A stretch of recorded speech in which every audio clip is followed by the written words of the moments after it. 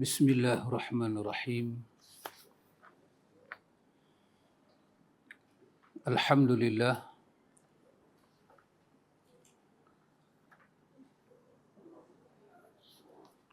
Allahumma ati nafsi taqwaha wa zakkiha. Anta khairu man zakkaha. Anta waliyuha wa maulaha. Amin. Allahumma amin. Amma ba'du. Ikhwatul iman, ikhwatu fid din, a'azakumullah wa uhibbukum fillah. Alhamdulillah, summa alhamdulillah. Alhamdulillah ikhwan, summa alhamdulillah. Dengan limpah kurnia daripada Rabbul Alamin, ikhwan, kita ada peluang dan ruang dalam majlis ta'lim. Alhamdulillah, alhamdulillah. Sentiasalah ikhwan kita mendapat kurnia Allah Ta'ala ini.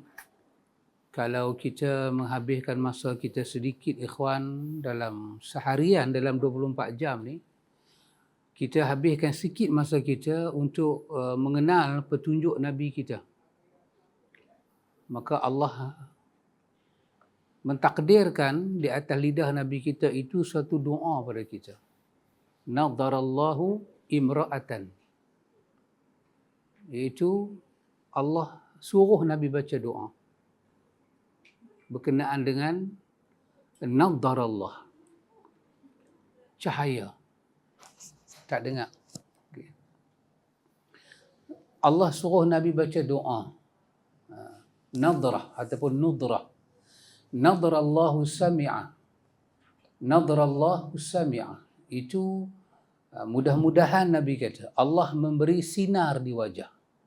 Sinar di wajah. Cahaya di wajah. Itu wajah itu mengeluarkan cahaya, mengeluarkan sinar. Kalau cahaya matahari, itu tanda apa, Tok Mat? Kalau ada sinar matahari, itu tanda dia? Satu tanda dia siang. Lagi satu tanda dia? Adanya matahari lah. Kalau adanya cahaya bulan, Pak Amir, tandanya? Malam. Dan tandanya ada bulan lah. Kalau tak ada bulan, cahaya tu mai ikut mana? Jadi di wajah umat Muhammad ni ada suatu cahaya. Ya Allah suruh Rasulullah doa. Cahaya apa? Cahaya di muka kita ni macam orang tengok muka kita, orang kata hang ni muka saling tak tumpah macam pak hang. Apanya orang tengok di muka kita? Orang kata hang ni saling tak tumpah macam mak hang. Apa dia? Mirip kemiripan itu. Itu tidak pelik. Sebab kalau kita buat DNA, memang kita anak pak kita lah. Kita anak mak kita. Yang peliknya, yang muka macam pak kita, tapi tak ada kena-mengena. Yang tu pelik.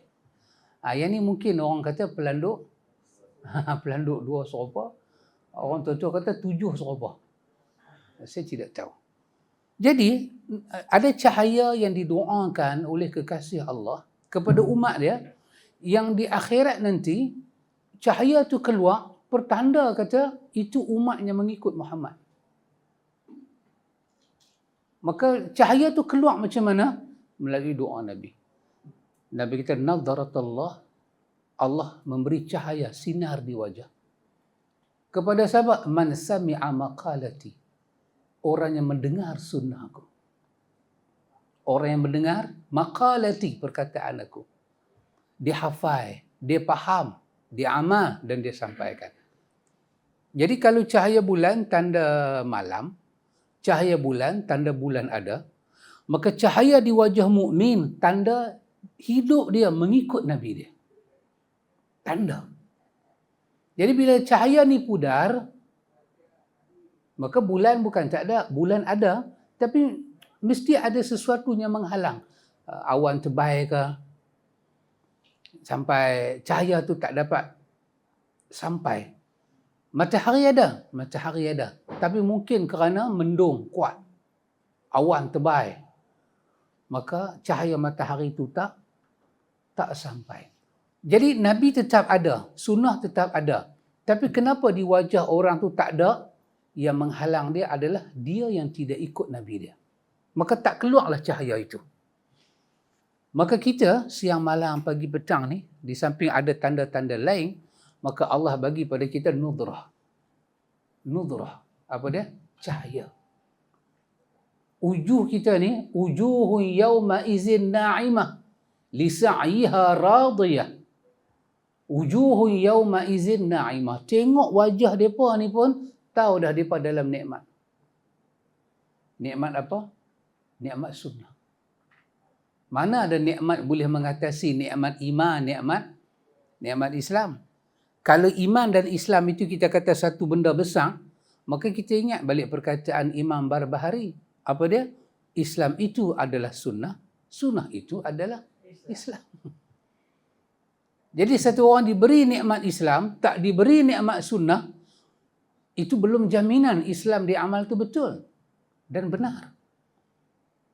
Sebab itu kita baca dalam Talbisul Iblis, Imam siapa? Siapa tulis Talbisul Iblis? Imam Abdurrahman Ibnu Jauzi. Imam Ibnu Jauzi. Ya, ada Ibnu Jauzi, ada Ibnu Jauziyah kan? Ibnu Qayyim Al-Jauziyah. Abdurrahman Ibnu Jauzi. Tahun pun tak sama. Ya, Ibnu Jauzi di awal, Ibnu Qayyim dia ke belakang. Dia membawa cerita seorang ulama salaf dalam Talbisul Iblis berdoa. Dia melihat seorang baca doa. Dia kata, Allahumma ahyini 'alal Islam wa amitni 'alal Islam. Dia kata, ya Allah, hidupkanlah aku dalam Islam dan matikanlah aku di dalam Islam. Maka ulama ini tegak dia. Ulama ni kata doa yang baik, tapi sempurnakan doa tu. Artinya doa tu baik, tapi macam tak sempurna. Sempurnakan. Dia kata, Allahumma ahyini 'ala sunnah wa amitni 'ala sunnah. Tuhan, hidupkan aku di atas sunnah dan matikan aku di atas sunnah. Jadi ditanya, kenapa? Kerana ramai orang dapat Islam tapi tak dapat sunnah. Artinya, dia memahami Islam itu bukan di atas jalan sunnah. Ditanya, adakah? Dia kata ada.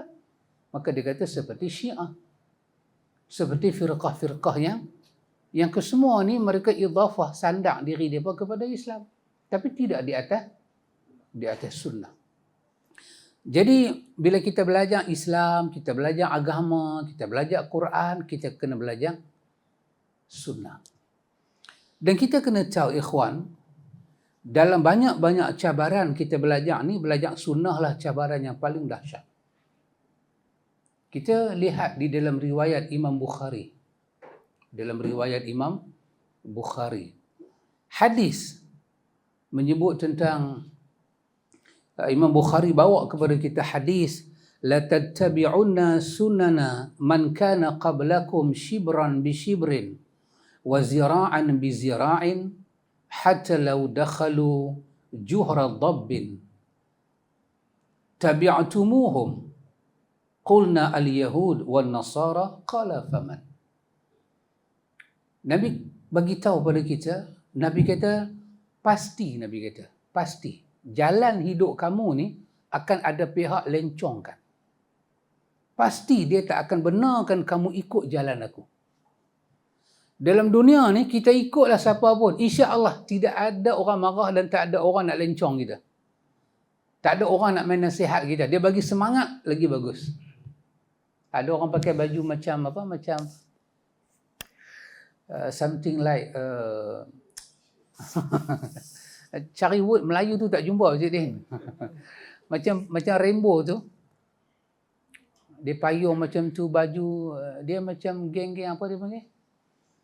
Yang jantan jadi perempuan, perempuan jadi jantan. Apa? LGBT. Saya jarang kan word lagu ni kan. Waqi'ah Ar-Rahman saya ingatlah kan. Lagu tu sejarah ingat. Kecuali saya baru belajar bunga apa? Tulip.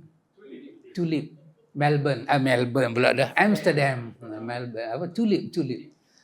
Baik. Ha. Ini kita orang tak halang orang nak ikut geng pelangi tadi ni. Ikutlah. Tetapi Nabi kata apabila kamu tunjuk usaha nak ikut jalan aku, Nabi kata akan ada suara akan lencongkan kamu ke jalan lain. Dia tak akan benar kamu ikut. Usaha ni Nabi kata la tattabi'unna sunan. Kamu akan dipastikan, kamu akan dijadualkan untuk mengikut sunan man kana qablakum, bukan sunan aku. Sunan itu plural daripada sunnah. Jalan, perjalanan orang lain. Perkataan dia la tattabi'unna, pasti Nabi kata. Lam taukid ni, pasti. Usaha ini pasti dibuat supaya kamu tak ikut jalan aku. Kamu ikut jalan man kana qablakum, orang sebelum daripada kamu. Macam mana? Depa akan pastikan kamu ikut jalan depa, bukan jalan aku. Shibran bisyibrin. Sejengkai, zira'an. Ini dari sini ke sini. Orang Arab kata zira'. Hati Ustaz Ali zira'. Sehasta ke? Maknanya dah cukup ikut, bukan ikut penuh, baru ikut sehasta. Dia suruh lagi ikut lagi sehasta. Tadi ikut sejengkai. Nabi tak mau kita ikut lain daripada dia, walaupun sejengkai. Tak mau. Apatah lagi sehasta. Tapi usaha ni dibuat supaya kita ikut sunan man kana qablakum, perjalanan orang lain. Sejengkai demi sehasta demi sehasta. Sampai peringkat tengok. Lau dakhalu juhra dhabb. Lau dakhalu hatta lau dakhalu juhra dhabb. Kalaulah orang-orang yang diikut itu masuk ke dalam lubang dhabb, usaha memastikan kamu turut ikut akan dijalankan. Asal kamu tak ikut, walaupun masuk lubang bewak, jangan ikut aku je. Lubang mana pun tak apalah.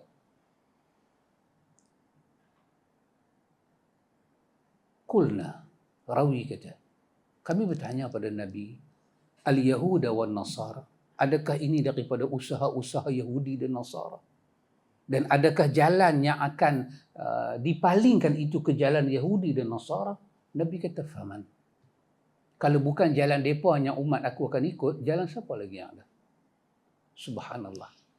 Kita kata, ghairil maghdubi alaihim waladhdallin. Tak mau jalan Yahudi, tak mau jalan Nasara. Kita mau jalan mana? Siratal lazina an'amta alaihim. Allazina an'amta alaihim. An'amta alaihim. An'amta alaihim. Yang kau beri nikmat pada mereka. Jalan orang yang mendapat nikmat adalah jalan orang yang sejengkai pun tak meninggalkan jalan Nabi. Sejengkai pun mereka ikut Nabi. Sehasta pun mereka ikut Nabi. Mereka tak masuk ke jalan lain. Jadi kita dalam dunia ni ikutlah siapa pun. Orang tak marah. Kalau kita ikut hadis-hadis Nabi yang tak betul pun orang tak marah. Orang marah kalau kita ikut hadis yang betul ya. Hadis palsu kita ikut, tak ada masalah. Bahkan hadis palsu ni punya banyak sampai diraikan. Diterima pakai. Tapi bila diberitahu hadis tu palsu, tu dia jadi macam buah kemian menurun untuk nenek masuk. Orang nak dengar semua benda, orang tak mau dengar pasal Nabi. Dan kadang-kadang yang best lagi apa dia? Orang tahu itu bukan jalan Nabi, tapi orang pakai juga. Bila ada orang buat usaha nak ikut jalan Nabi, maka setanlah makhluk Allah Ta'ala nombor satu tak boleh duduk diam. Dia akan usaha supaya dalam bentuk perkataan, dalam bentuk apa sekalipun, nafas dia, kita kena ingat, setan ada nafas. Setan ada ayat liang. Dia ada embuih dia. Kan? Setan ada tangan. Dia ada kaki. Dia ada bisikan. Dia akan pakai semua ni untuk halang kita. Dia tak mau wajah kita ni ada nur. Dia mau biar ada apa Melayu panggil apa? Cloud. Ni. Awan. Cloud. Cloud. Supaya ada antara kita dengan cahaya sunnah tu ada awan mendung. Blocking. Dia apa? Dia halang kita. Ya. Dahsyat. Tidak ada halangan untuk ikut kekafiran, kekufuran, kesyirikan, untuk ikut bid'ah. Tidak ada halangan. Bahkan dunia memberi open check. Orang putih kata, as long as yang you follow itu bukan sunnah, open check to you. Nampak pakcik tak tegang saya pun? Maknanya betul lah. Selagi mana kita ikut tu bukan sunnah, open check to you. Tulislah banyak mana. Hang buatlah banyak mana. Hang ciptalah apa fadilat sekalipun. Orang sembahyang tarawih dengan fadilat yang palsu, tak ada dunia marah. Yang orang marah bila orang bagi tahu kepalsuan dia. Orang boleh baca Quran atas kubur. Baca Quran siang malam, pagi petang nak khatam. Orang tidak marah. Orang marah bila bagi tahu Nabi tak buat begitu. Dan setiap kali, alhamdulillah, kerana sunnah ini adalah daripada Allah, datang pada Rasul, sunnah kita tak boleh bohong. Kerana sunnah itu apa dia? Ma'udhifu ilan Nabi. Bendanya kita sandar pada Nabi secara sahih. Perkataannya, perbuatannya, persetujuannya, sifatnya, akhlaknya, tubuh badannya. Secara sahih. So bila kita kata Nabi tak buat, kita lah kena buktikan Nabi tak buat. So setiap orang dia kata Nabi tak buat, alhamdulillah, setakat hari ini boleh dibuktikan. Bila kata Nabi buat, mampu dibuktikan. Ada hadisnya, ada rawi dia, ada sanad dia. Ingat tak lagi kita belajar awal-awal dulu, cara kita baca hadis, kena ada nama sahabat, betul? Matan yang jelas, betul? Ketiga, kena ada rawi yang akhir. Lepas tu, apa perkataan rawi itu terhadap hadis itu, dan ada hukum yang lahir daripada hadis itu. 5 cara tu ada kita. Betul Ustaz Ali? Kita dididik dengan cara tu. Alhamdulillah. Dulu kita kata ada sembahyang tarawih 8 rakaat ni dengan witir 3 kan? Ada. Orang kata mana hadis? Alhamdulillah boleh baca hadis itu. Hadis Aisyah, riwayat Bukhari, ada. Tak ada satu benda yang kita kata dari Nabi yang kita tak boleh buktikan. Dia berbeza selain daripada itu. Dari Nabi. Bila minta bukti, orang putih kata, bila kita minta evidence, proof by evidence, ketika itu berlakulah dia punya, apa dia punya goyang tu, orang putih kata apa? Goyang. Orang putih kata apa goyang? Enjek ke panggil? Shaking lah. Dia jadi tak tentu hala. Shake bukan goncang. Yang kita duk shake ayam. Dia jadi dia tak tentu hala tu tak? Ni hadis, betul hadis, tapi dia dhaif. Oh, dhaif pun tak boleh pakai. Tengok. Habaq ni hadis. Tapi dia palsu. Semua kat palsu. Semua kat palsu. Aku cakap je palsu. Aku cakap je palsu. Hang cakap semua sahih. Dia marah. See? Based on apa kita kata knowledge apa? Basic knowledge. Dia tak ada. Basic knowledge tak ada. Macam orang kata apa dia? Siapa tak puasa 6, tanda Ramadan tak diterima. Ini bukan basic knowledge. Kalau siapa tak puasa 6, itu tanda Ramadan tak diterima. Imam Malik macam mana? Hasan Basri macam mana? Abu Yusuf macam mana? Mazhab-mazhab yang tak terima puasa 6 ni macam mana? Mereka tu dalam ahlu sunnah. Dan mereka tu kibarul ulama. Ulama besar. Dan hadis Bukhari Muslim yang sahabat kata kat Nabi, aku puasa yang wajib saja. Yang sunat aku tak buat. Bolehkah aku masuk syurga? Nabi kata dia ahli syurga kalau dia benar. Hadis tu nak buat mana? Tengok. Bila manusia bercakap tak mengambil panduan, Nabi ajak, ialah hadis Nabi Abi Ayyub Al-Ansari kata Nabi puasa 6. Kan? Puasa. Pun Nabi tak kaitkan dengan Ramadan diterima ataupun tolak. Tak ada kaitan. Pun Nabi kata siapa yang sempurna Ramadan baru puasa.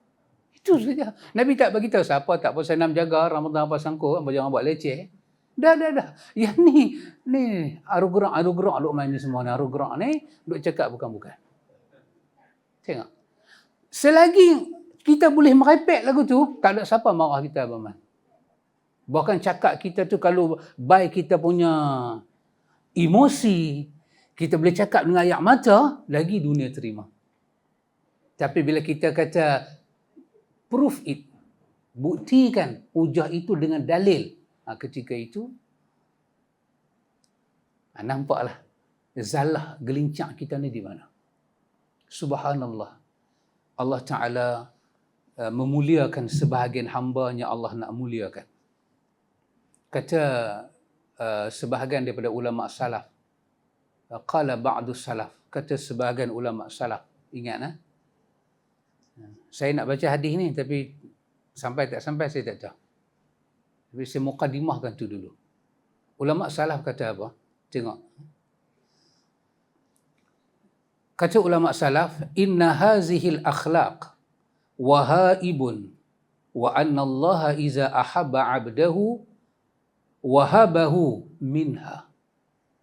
Ini saya ambil daripada perkataan daripada Syekh Abdul Razak bin Abdul Muhsin Al-Badri. Ingat tak saya habaq? Dia ni siapa? Alim sekarang ni, alim di Madinah. Bapa dia orang alim. Syekh Abdul Muhsin Al-Badri melahirkan anak alim. Dia sekarang Profesor Dr. Syekh Abdul Razak. Mengajak Masjid Madinah, mengajak di masjid Universiti Madinah. Syekh Profesor Dr. Abdul Razak Abdul Muhsin Al-Badri. Saya ambil perkataan dia. Dia bawa perkataan ini, dia berkata sebahagian salaf, apa dia? Inna hazihil akhlaq. Dia kata sesungguhnya akhlak ini, akhlak kan ada dua, akhlak buruk dan akhlak baik. Sesungguhnya akhlak ini wahaibun, dia adalah satu anugerah Tuhan. Akhlak tak boleh dibeli. You cannot buy. Akhlak orang putih kata apa? Character. Good character. You cannot buy. You cannot buy it. Eat bukan makan. You cannot buy. Buy saja. Tak pula eat. Tadi pun eat lah, ni pun nak eat lagi. You cannot buy. You tak boleh. You cannot buy the good character. Tak boleh beli. Kenapa? Dia adalah wahaibun. Betul Ustaz Ali Dia anugerah Allah pada kita. Di mana ada akhlak? Dalam sunnah. Pasal itu di tempat lain, ulama salaf kata, nak tahu orang itu ada sunnah masuk dalam diri dia ke tak, maka ukur dengan akhlak. Kerana dalam sunnah dia mencipta adab akhlak. Kata dia, wa anna Allah tabaraka wa ta'ala idza ahabba 'abdahu.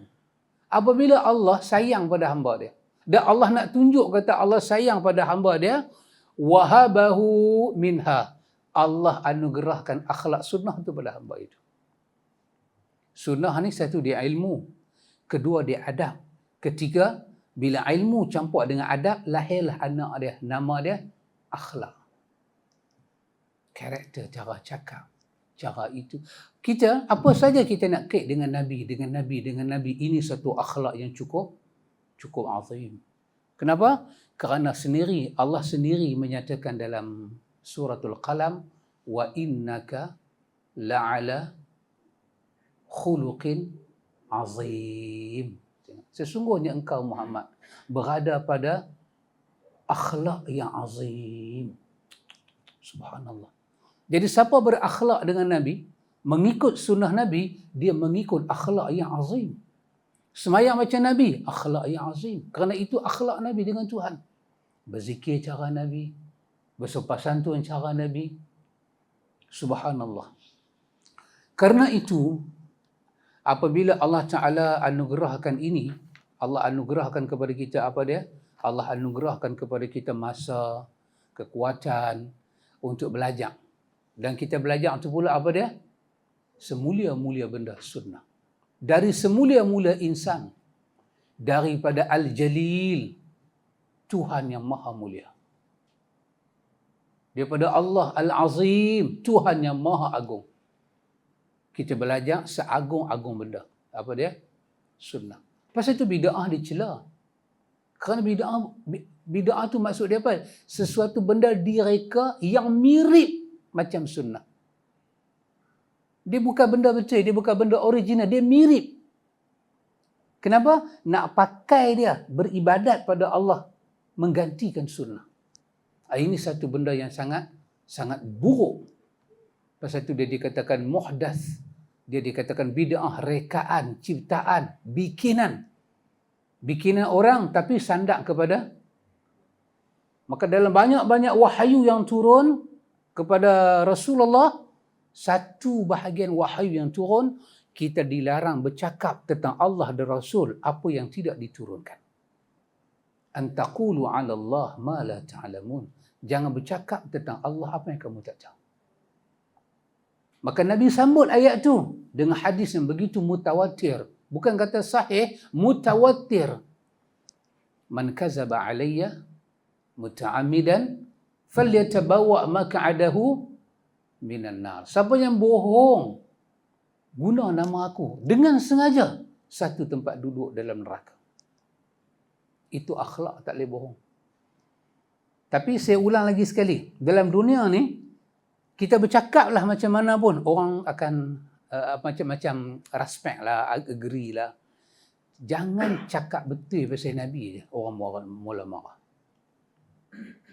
Buatlah macam mana pun. Kalau selama ni kita semayang, kata saya semayang tak apa khusyuk, saya suka wah-wah begini. Sebelum awak semayang, awak baca doa ni. Oh, boleh? Alhamdulillah baca. Baca doa tu tak lepas, tak apa dia kata. Doa tu baca juga, saya tambah lagi. Macam duk makan dos ubat pula. Tambah lagi satu ubat. Tambah lagi satu doa. Jadi sebelum baca, sebelum nak sembahyang tu dah banyak amalan kita buat. Usalli sepasal qul a'udzubinnah memang doa ada.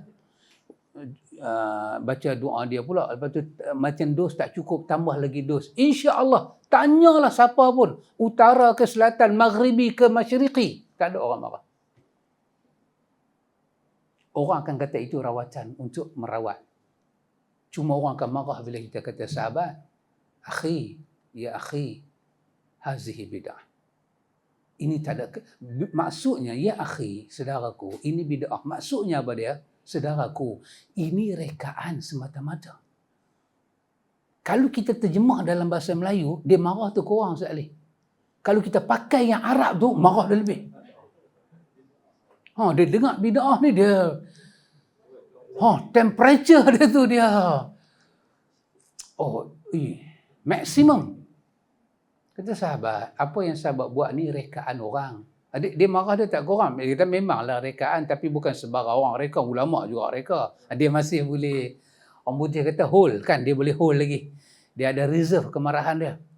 Tapi bila kita kata ya akhi, apa yang ente baca ni bid'ah. Walaupun makna dia sama, kerana bid'ah ni kalimah yang dibenci oleh syaitan. Kenapa syaitan benci? Kerana yang menyebut bid'ah itu adalah Muhammad bin Abdullah. Maka musuh Muhammad, musuh, bukan kata musuh Muhammad, musuh bapa Muhammad, Adam alaihi salam adalah fa'azallahuma syaitanu anhuma fa'akhrajahuma mimma kana fi. Dia yang keluarkan bapa kita dari surga. Macam mana? Fa'azallahuma. Dia zalla, dia gelincirkan mereka dengan wah-wah, dengan pikir. Ya ke? Dan dia kata, inni lakuma minan nasihin. Aku hanya bagi nasihat je kan. Bila Nabi sebut kekasih Allah kata bid'ah, kullu bid'atin dalalah, oh lagi temperature dia naik. Punggah dia kata. Mai dah puak-puak ni, bid'ah. Dia marah. Sedangkan kalau dia tarik nafas saat, dia pergi kaji balik, dia akan jumpa hidayah Rabbul Alamin. Kerana itu bila kita nak belajar tentang sunnah Nabi ni, kita akan jumpa penghalang. Semayanglah macam siapa pun. Zikirlah macam siapa pun. Zikir hu ka hi ka ha ha ha hi hi hi hu hu hu. Abang pernah dengar zikir tu?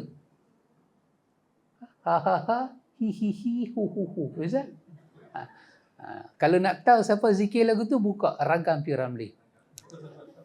Boleh tengok. Cekok-cekok ah, cekok-cekok i. Ha ha ha hi hi hi. Masa dekat Telaga Buruk. Tapi bila kita kata Nabi tak zikir lagu tu, how dare you. Emosi siapa yang terusik sebenarnya bila kita kata Nabi tak zikir lagu tu? Sebenarnya yang marah di situ bukan umat Muhammad. Syaitan yang marah. Dia yang tak suka. Apa ni? Kenapa semua benda nak duduk atas jalan Muhammad ni? Sedangkan satu perkara semua orang tahu, yang kita sedang bercakap ni, kita sedang bercakap, apa kita kata, the issue, apa Rashid? Yang sedang kita talking ni, talking. Isu yang sedang kita cakap ni. Bukan. Nak kata, tajuk yang sedang kita cakap ni. Subjek, saya tahu, penuhkan ayat tu, Pak Cik. Oh, panjangnya. Macam beras mati, panjangnya. The subject of discussion. Ya. Sedangkan mereka tahu tajuk yang sedang kita bercakap itu adalah tajuk mendekatkan diri kepada Allah. Mana boleh ambil jalan lain?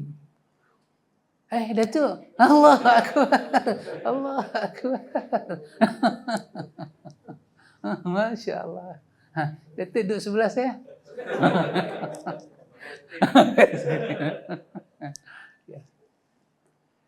Kalau kita cakap tajuk tentang, kita bercakap tajuk tentang nak buat rumah, kalau kita pergi ambil idea orang lain, betul lah.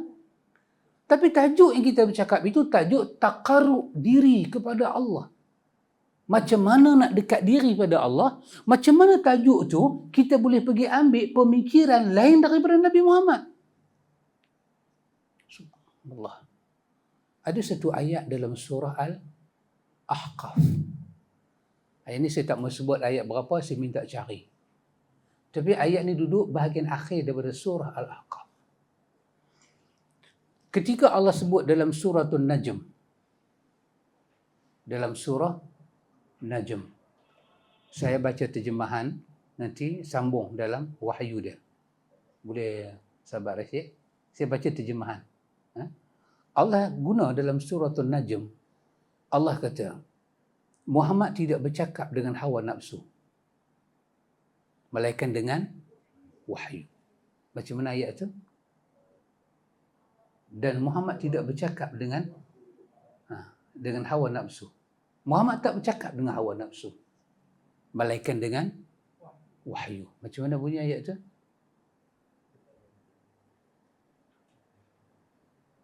Itu awal daripada surah Najm.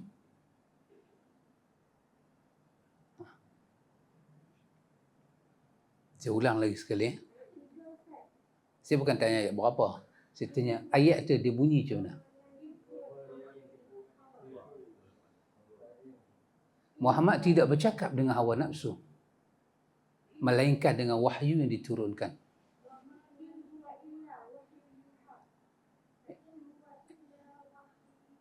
Yang itu kedua, ini bahagian pertama. Muhammad tidak bercakap dengan hawa nafsu. In huwa illa wahyu yuha, itu malaikat dengan wahyu. Ini yang depan tu. Muhammad tak bercakap. Wa ma yantiqu anil hawa. Tengok. Muhammad tak bercakap dengan Hawa. Yantiq. Dia bukan natiq. Dia tutur dengan Hawa. Tengok, dalam surah Al-Ahqaf, Allah nak bagi tahu, andai kata Muhammad bercakap sikit saja dengan hawa nafsu, melibatkan wahyu, Allah akan kerat hawa nafsu dia. Allah tak akan benar sampai pada orang. Maka Allah turunkan surah Al-Ahqaf. Ayat tu letak bahagian akhir pada surah Al-Ahqaf. Allah kata apa? Andai kata engkau Muhammad bercakap wahyu kami dengan nafsu engkau Muhammad, kami akan pusing, kami akan pegang tangan kanan kau, pusing ke belakang, kami akan rentap jantung kau keluar. Supaya apa? Supaya yang dia nak bercakap itu tak keluar dan tak sampai ke orang. Sebegitulah Allah pelihara wahyu dia. Tak benar kan? Malaikatnya Muhammad bercakap itu memang daripada Allah. Macam mana kita tiba-tiba mendekatkan diri pada Allah, pergi ambil akal manusia, akal jin, akal manusia. Yang dalam surah Ali Imran, Allah banyak sindir siapa dia?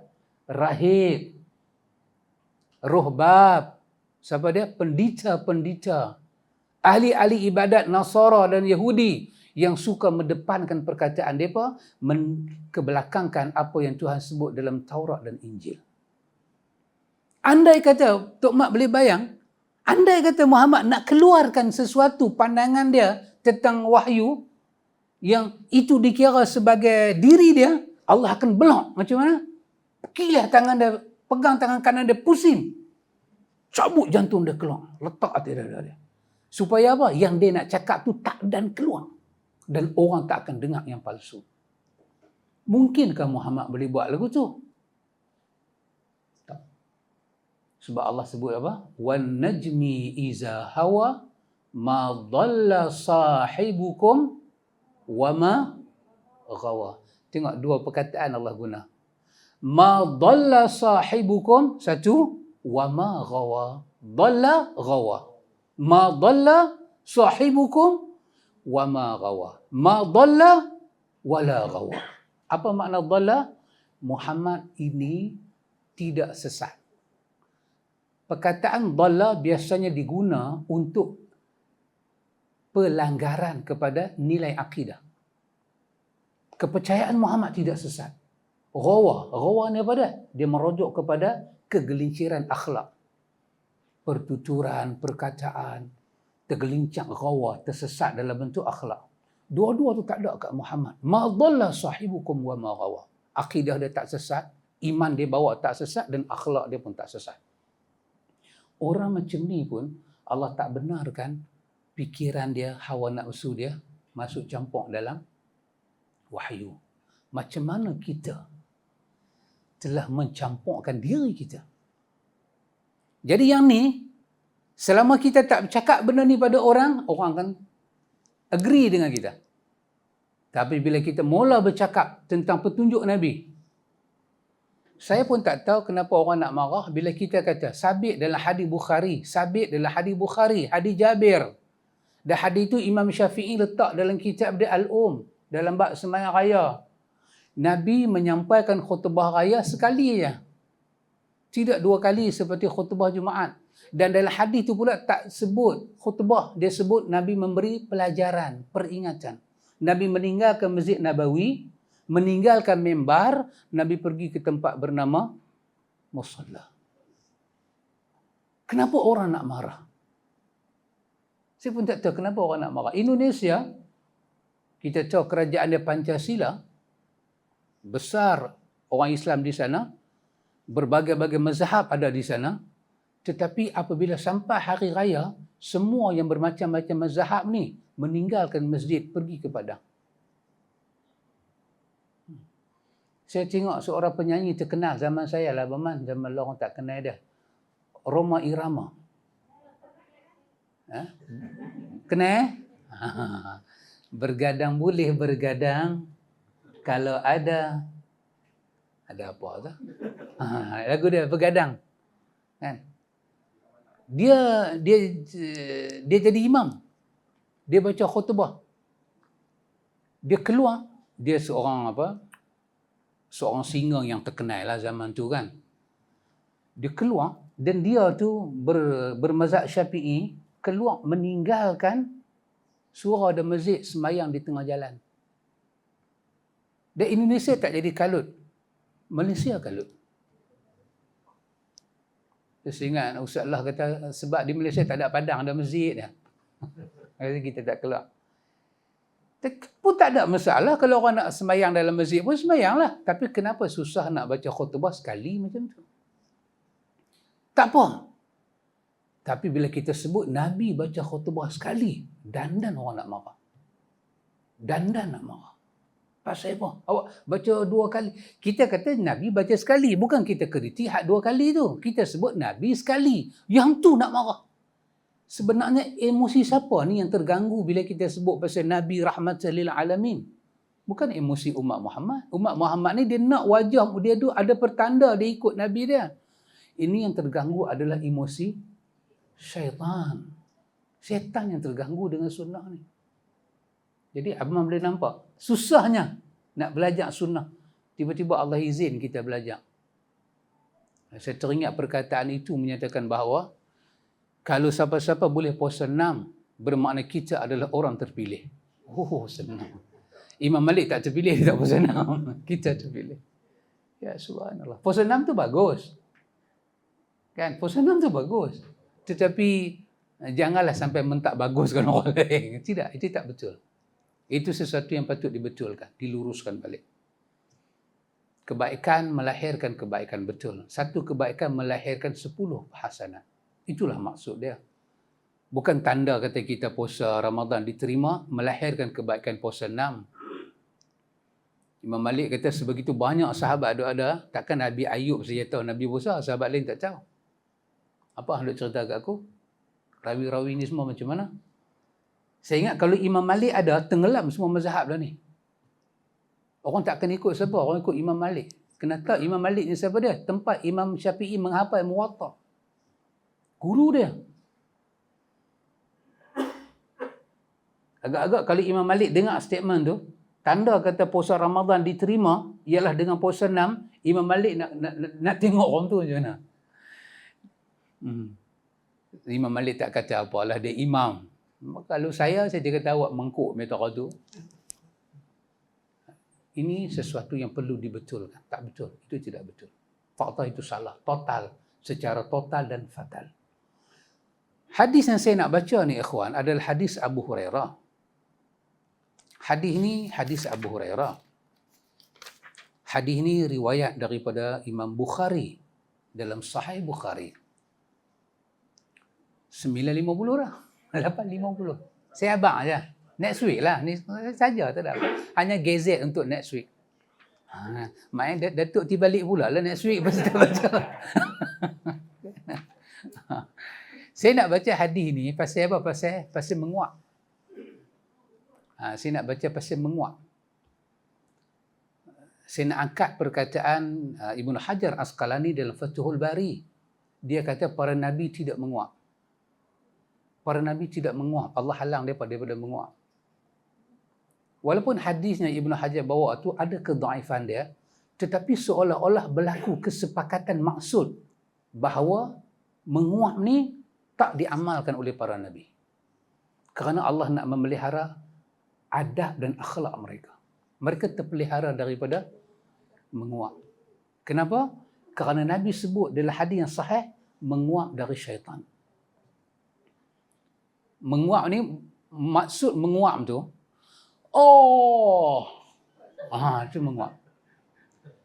Bukan aktiviti menguap tu, macam mulut kita menguap kan, terbuka. Memang itu rentak menguap. Itu tak apa. Tapi, lega. Nabi kata karakter macam tu punya, itu syaitan totally. Jadi kita tak boleh halang datang menguap. Jadi Nabi ada ajak pada kita apa patut kita buat. Dan apa patut kita baca.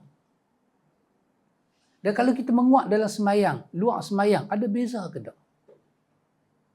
Itu yang saya nak kongsi. Lepas tu hadis menguap ni, Nabi padukan dengan hadis bersin. Kalau bersin nak kata apa, nak baca apa, bersin dalam semayang lagu mana, luar semayang macam mana. Lepas tu hadis tu pula dikaitkan pula dengan satu lagi kejadian, wanita yang salat tiba-tiba kedatangan haid.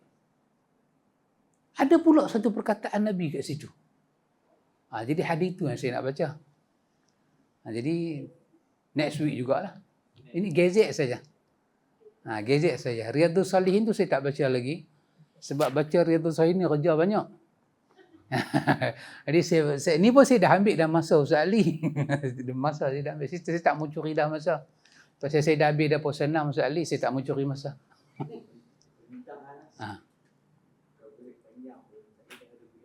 Jangan.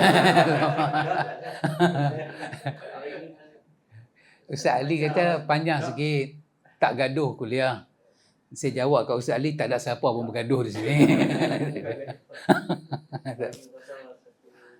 Tak apa, Ustaz Ali bagi tazkirah dah. Kalau khasaf ni bagi tazkirah dah. Sebab hajat orang kan, dah terluak dua muka kita kan. Alhamdulillah, insyaAllah. Jadi kita akan tengok next week macam mana. Menguat biasa, cuma saya nak kita tahu nilai dia berbeza. Dan di mana sunnah letak kedudukan tu. Kita lihat menguat tu dari segi mata sunnah. Bersin melalui kacamata sunnah. Macam mana peradaban dan akhlak dia, akidah dia, keimanan dia. Macam mana digandingkan.